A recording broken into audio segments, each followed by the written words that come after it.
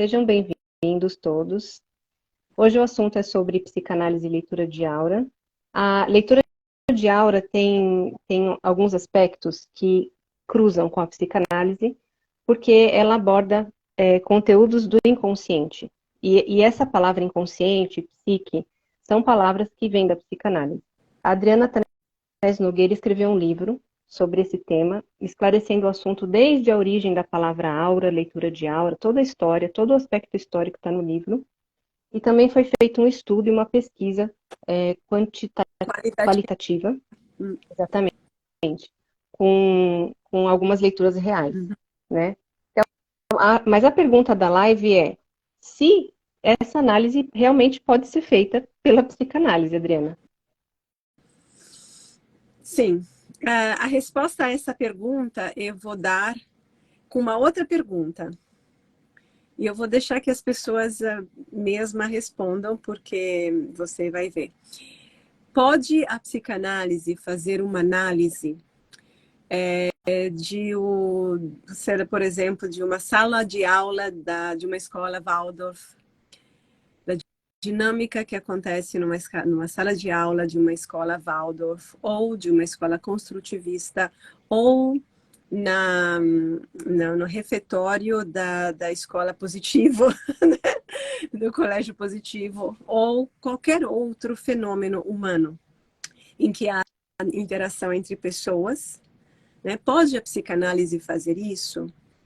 Ou ela precisa conhecer profundamente a escola, o método construtivista, o método da escola, né, antroposófico, sei lá, o menu do refeitório do colégio positivo, entendeu? Não precisa. Não precisa, porque a psicanálise não está fazendo, o olhar da psicanálise é um olhar específico, poderia ser sociológico, poderia ser uma análise sociológica, poderia ser uma análise demográfica, política, né? Sim. Que tipo de pessoas gostam procuram a leitura de aura? Que tipo de pessoa se forma como leitora de aura? Que tipo de pessoa quer ser lida? Poderia. Sim. Poderia ser uma análise até mitológica, com uma vertente mais mitológica, quais são as imagens, os simbolismos que aparecem mais em determinadas pessoas, em determinado lugar geográfico do Brasil ou dos Estados Unidos. Poderia. Então, a psicanálise ela tem liberdade total e absoluta de fazer uma pesquisa, uma análise psicanalítica sobre qualquer fenômeno humano. Qualquer um. Absolutamente qualquer um. Eu não preciso ser leitora de aura para fazer uma análise psicanalista sobre a leitura de aura, porque o meu objetivo é entender a leitura de aura a partir do viés psicanalítico, né? Então, eu não preciso ser uma professora da Waldorf para fazer uma análise para poder entender a dinâmica da sala de aula, porque eu vou olhar a dinâmica da sala de aula da escola Waldorf pelo olhar psicanalítico, porque exatamente esta é a função da minha pesquisa. Pelo olhar psicanalítico, o que eu enxergo desse fenômeno, dessa relação, desse processo? Esse é o objetivo. Então, é uma pesquisa psicanalítica de um fenômeno, de uma situação, de uma experiência humana. É totalmente legítimo. E essa pergunta, ela é provocatória, né? Porque ao abordar o assunto, eu acho que não existe outro livro, no Brasil pelo menos, sobre psicanálise, associação entre psicanálise e leitura de aura. Não existe outro livro. E quando esse livro saiu, quando eu fui fazer a pesquisa, teve um alvoroço das leituras de aura, de algumas delas, pelo menos, né? Porque se tem medo. Medo do quê? Medo do quê? Né? Assim. E por que que você, porque de fato, né, assim, tudo que diz respeito ao humano, porque a psique é humana, né, e é um outro aspecto de pesquisa, né, é um aspecto mais profundo. das coisas, dos Sim, assim, fenômenos eu mais poderia subjetivos. fazer uma análise. Primeiro, eu quero definir a legitimidade, Raquel. Sim. Eu quero, assim, é legítimo que eu faça, eu ou qualquer outra pessoa, faça uma pesquisa psicanalítica sobre a leitura de aura, que não é sobre a técnica, desculpe, não é sobre a técnica da leitura de aura, a pesquisa não é sobre as crenças que fundamentam a leitura de aura, a pesquisa é sobre a interação entre duas pessoas durante a leitura, o material que emerge material comparado ao processo psicológico das duas pessoas envolvidas. É totalmente Sim. legítimo. Eu não estou escrevendo um livro de crítica, porque é isso que se teme, né? Crítica negativa à técnica de leitura de aura, sem eu conhecer a técnica, porque aí seria um absurdo. Eu Sim. estou olhando a interação entre duas pessoas. Então, agora, como eu poderia fazer uma análise sociológica também, também. Eu poderia olhar a dinâmica entre o nível social, cultural, econômico de cada pessoa envolvida e se há repercussão, sei lá, no material que aparece, na postura das pessoas uma com a outra, poderia.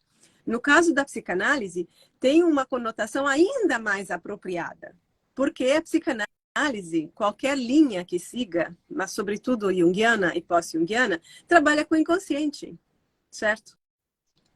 Quem que Sim. criou, não criou, nem a psicanálise não criou o conceito de inconsciente, mas quem desenvolveu o conceito de inconsciente, como nós hoje usamos, todo mundo usa, torto e direito, é a psicanálise. É a psicanálise. Então, se você quer falar do inconsciente, é você, professora de leitura de aura, que tem que saber alguma coisa de psicologia. Aliás, de psicanálise. Você está falando do inconsciente. Você está dizendo que as imagens vêm do inconsciente. E, moça, o que é o inconsciente? Você sabe? Você entende do inconsciente? Entendeu? Então, assim, é exatamente o oposto o problema. Mas não é por isso que eu fiz a pesquisa, né? Não é por isso. Outra questão é a psique, outra questão são as imagens. A leitura de aura está baseada inteiramente em imagens e também em mensagens, sim, mas a imagem é muito importante. A imagem é, de fato, a linguagem da alma, ou seja, da psique. E isso não sou eu que falo, isso tá em todos os livros, isso é Jung, isso é Hillman, isso está cheio. Os sonhos são imagens. Então, assim, ótimo. Agora, como eu recebi na minha formação em psicanálise pós-junguiana leitoras de aura, e como eu me sinto uma cientista, no sentido que eu vou pesquisar aquilo que, entendeu? Que aparece no meu caminho, e apareceu muito dessas pessoas e dessas conversas, e eu quis me debruçar para compreender o que você estava falando lá no começo, aonde que cruzam as coisas, né? E para conferir também uma hipótese, que é uma hipótese básica, elementar,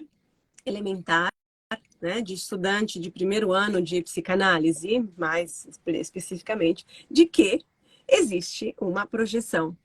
Não existe, né, não existe um canal humano desprovido de identidade, de história, de tudo, que pode, ou que tenha história e tudo, mas que possa se tornar completamente neutro, receber uma mensagem, sei lá de onde, e passá-la adiante. Não existe, não tem como acontecer isso no mundo humano, não tem como.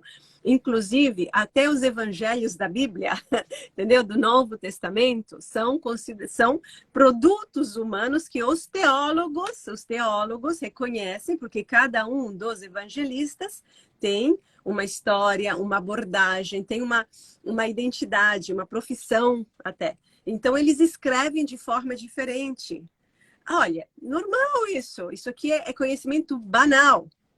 Então, o que a gente de fato descobriu na pesquisa é que cada leitora tem, dependendo do nível de consciência, de evolução dela, de transparência dela consigo mesma, né, que eu vejo no processo, porque todas as pessoas estavam envolvidas no processo analítico comigo há mais de um ano, ela vai ela vai ter, ela vai enxergar alguns aspectos da pessoa que ela está lendo, que se sintonizam mais com ela, não deixam de ser, não deixam de ter um fundamento, algum tipo de fundamento, né? Fora alguns casos um caso que eu achei realmente fora completamente, mas sempre há uma relação. Ou a relação é porque a pessoa se identifica com algum aspecto e essa identificação não é consciente, porque quem lia não conhecia a pessoa lida, não sabia nada da pessoa lida. Então não tem como, né? Assim, a gente pode olhar para a pessoa, ter alguma ideia, com certeza sempre acontece, mas não tem como manipular os conteúdos, as imagens que aparecem na gente, assim, né, tão indiscriminadamente. Não tem. E as pessoas que, né, não tinham esse nível de perturbação mental, né? Então, Uhum. tem alguma afinidade inconsciente que é percebida toda no plano inconsciente, ou tem uma afinidade, entre aspas, inconsciente, que é uma repulsa, é uma projeção negativa. Então, a pessoa percebe um aspecto do outro inconscientemente, porque tudo acontece no plano inconsciente, 80% no mínimo inconsciente das duas partes. Então, a pessoa que lê percebe no outro um aspecto que entra com alguma coisa de si que, obviamente, ela não vai ver, porque é o que a gente chama de sombra. Outro conceito banal. Não precisa fugir. Todo mundo que sabe um pouquinho de autoconhecimento sabe que a gente tem uma sombra, né? E a sombra não é bonita de se ver. Então, a gente a projeta muitas vezes. Então, se o outro tem algum detalhe que possa servir de gancho para a gente pendurar nossa sombra, se faz. Tudo isso acontece de forma inconsciente, portanto, também é espontânea. A pessoa, se eu vi, né, é quase uma denúncia, uma autodenúncia, né? Porque eu conhecendo os bastidores psicológicos de todos os envolvidos, que eram duas leitoras, duas pessoas, mulheres lidas e dois homens lidos, eu conhecia os bastidores, eu conseguia entender, inclusive cruzar eventualmente com sonhos que as pessoas lidas tinham. Mas também eu percebi das leitoras que às vezes as leituras que elas faziam de outras pessoas que poderiam ter, que tinham, né, alguma coisa de afinidade com elas, eram premonições do próprio processo delas, que ainda estava para acontecer 2 meses depois, 3 meses depois, Uhum. né? Sim. E é interessante porque você traz no livro a questão do pensamento objetivante, né? Que é justamente isso, da pessoa fazer alguma coisa sem considerar ela mesma nesse processo, sem considerar os Estar seus na próprios relação, aspectos. sem estar na relação. Então, cria verdades objetivas, né? E daí a dificuldade de questionar. Só que desta forma a gente também perde a oportunidade de evoluir, de aprender mais, de melhorar. Porque se eu for fazer, se eu fizer uma proposta numa escola Waldorf ou construtivista para fazer uma análise psicanalítica da sala de aula, se eu fosse eles, perguntaria, mas que linha você está seguindo? Porque se for freudiana vai ser, mas, né?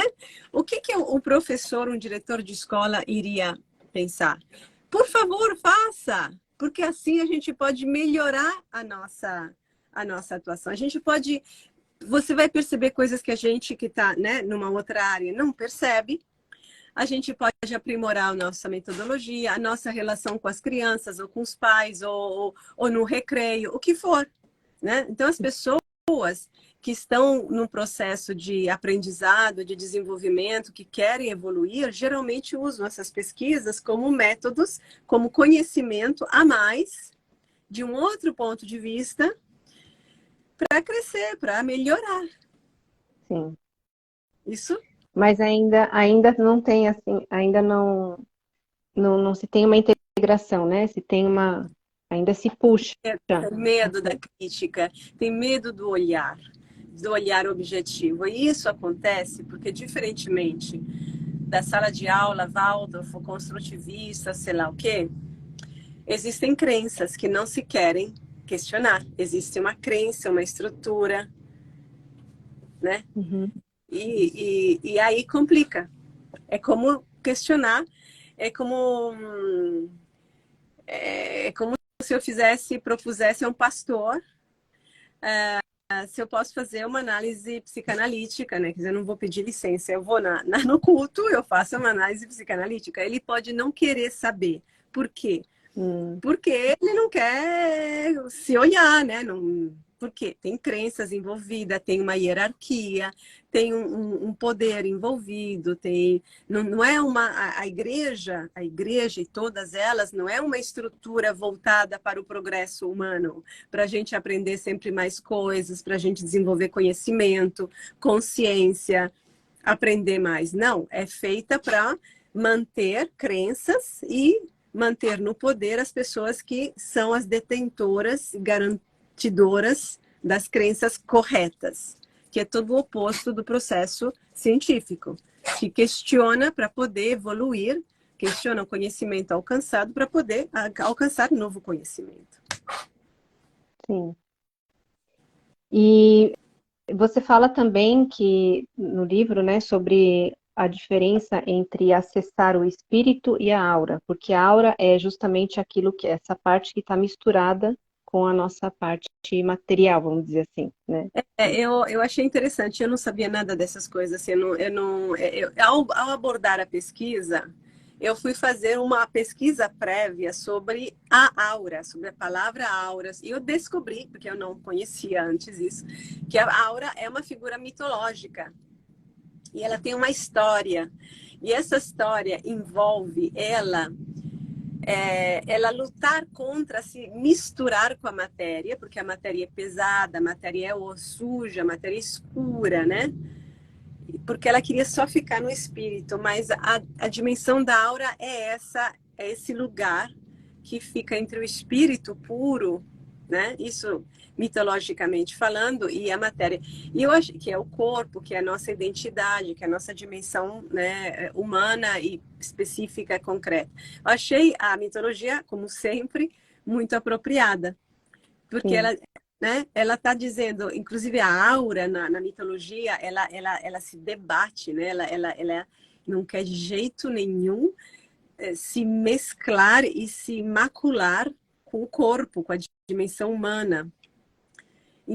Então a aura, pelo jeito, né? Pelo jeito, ela é esse lugar em que corpo e espírito se misturam, em que o particular, que é a dimensão individual de cada um, e o universal, que é o espírito universal, a pureza, não sei o quê, se misturam.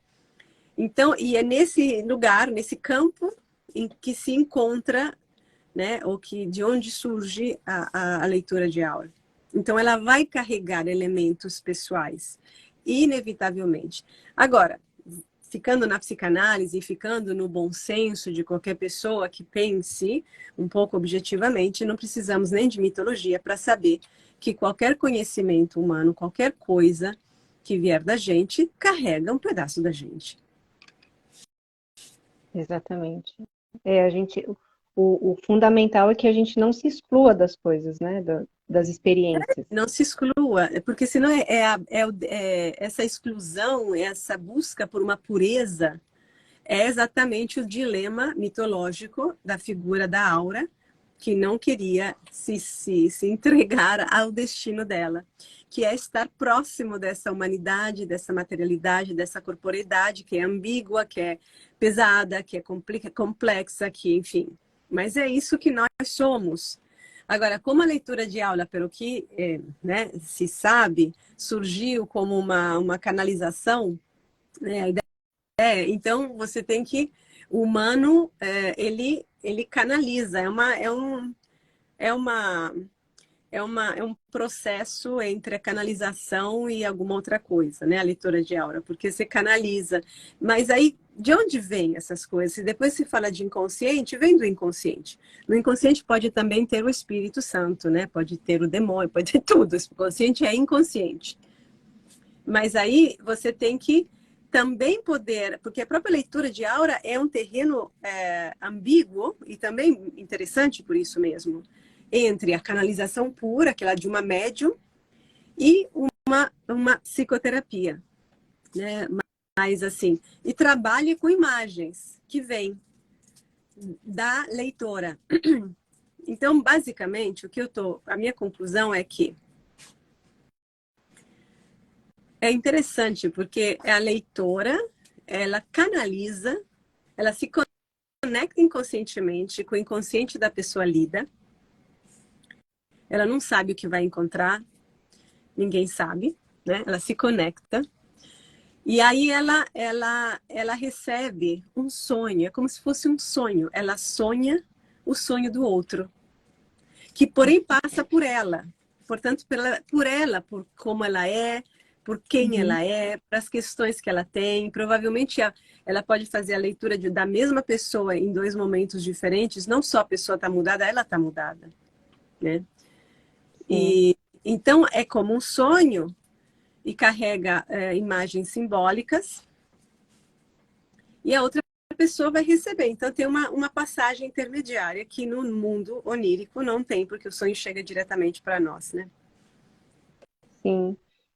E se você me permite fazer uma analogia, eu acho que nesse caso, a leitora de aura, o leitor de aura, ele funciona mais como. Não, funciona menos, muito menos como um carteiro que entrega uma mensagem do que como um tradutor de uma obra que tem que saber muito mais e se envolve muito mais naquilo que ele está Verdade, traduzindo. muito boa analogia, Raquel, verdade. Daí a importância do autoconhecimento para a pessoa que quer ler auras. Mas de um autoconhecimento profundo, porque ela vai trabalhar com profundidade. Então, não pode ser freudiano, por exemplo. Não pode ser uma psicologia behaviorista, comportamentalista. Não pode ser um processo de canalização de outras coisas. É o processo dela. Ela vai traduzir. E, de fato, é interessantíssimo, porque eu vi algumas pessoas uma das últimas leituras que eu vi, né, que eu soube de paciente meu, ou teu, ou de, né, conheci pessoa que eu tenho acesso, é mais sutil, porque a pessoa é mais sutil, porque a pessoa é mais profunda. Quem está lendo é mais profundo. E tem mais familiaridade, inclusive, com as próprias dores, com a própria turbulência interna. E a leitura foi diferente. Não quero dizer que as outras pessoas, quer dizer, não tem um padrão necessariamente, mas é importante saber que quem lê a Laura, ela vai ler a partir do que ela é, ou seja, tanto daquilo que ela sabe de si mesma, como daquilo que ela evita saber também, né? Tudo Sim, isso. tudo isso, exatamente. É. É uma experiência espontânea e nova, né? Sempre é algo novo, assim, que não tem uma pré-determinação de fato, né? A não ser a predisposição para lidar com esse novo que aparece, né? Sim, é lidar com esse novo. E eu acho que quem gosta dessas coisas precisa estar no processo de autoconhecimento, precisa acatar isso. É inútil fugir. É inútil Sim, fugir. Porque eu vi as pessoas com medo do livro. O que a Adriana está fazendo? Meu Deus do céu, não falou comigo. Ou então, será que esse livro é bom? Ué, leia, pense, pode pensar. Você pode pensar, pode ler, pode questionar, pode refletir, pode usar alguma coisa, jogar fora o resto. Você pode. Assim, não é uma igreja.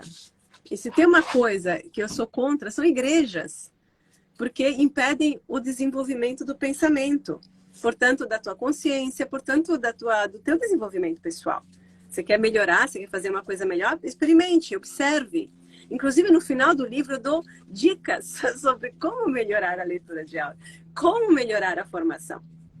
Então, esse não é um livro contra, é um livro para promover o conhecimento humano sobre nós humanos, promover a autoconsciência, a consciência de todos e um trabalho melhor para todo mundo. inclusive o livro está disponível no site, nos destaques no Store, vocês podem ver lá. E tem o e-book também, né, pelo Kindle, e tem o livro físico, é bem interessante, tem bastante história, bastante tem pesquisa, tem, enfim, estudos. É bem rico mesmo. Sim, Recomendo e a também todos.